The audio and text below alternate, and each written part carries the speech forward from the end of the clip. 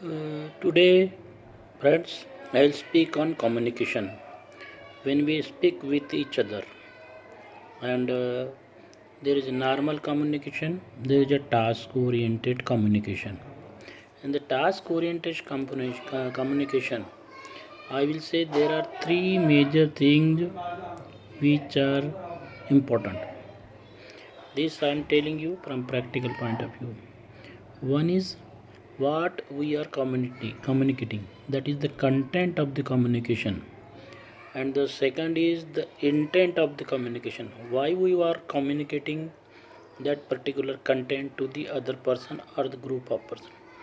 Third is the style of communication, whether you are talking in an angry tone or insulting tone, slowly, fast, loudly, or whatever way, and what is your body language, that I will say the style.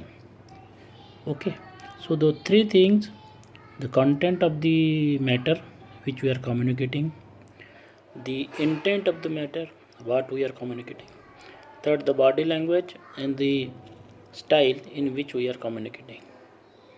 And the fourth one, if you see from the perspective of the person who is receiving the communication, what he understands by the communication or the messages that we are giving him. So most of us normal person, they will go on the body language and the style of speaking only. They will not see what is the content, what is the intent. Suppose you are cautioning somebody and telling him that there is a pit ahead, please be careful.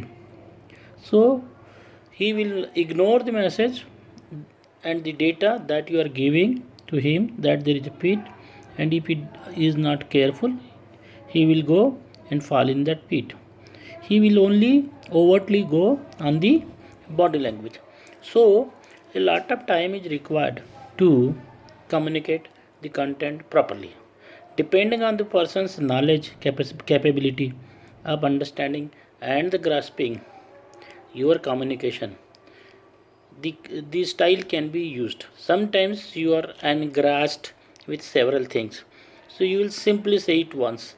However, depending on the importance of the communication and the content, it is necessary to few times repeat it also. So, if you are if you are giving the instruction for completion of a particular task, you have to repeat it once, twice, thrice. Maybe you can repeat it in a normal voice or a loud voice, or you can take the feedback also from the person who is the recipient. Unfortunately, we we tend to take the messages and the communication on the surface, that is the style in which it is spoken. These people are gullible people. If somebody speaks sweet with them, they will simply do it without analyzing. Anyway, therefore, it is necessary to first understand by the receiver whether the what is the intent of the message that the other person is giving to him. So once you understand the intent, in the example of the pit, if you understand this fellow who is communicating and giving this data to me is actually helping me from going into the pit, so he is a friend. So that kind of analysis has to be done by the recipient. What I always do, I just ignore the style.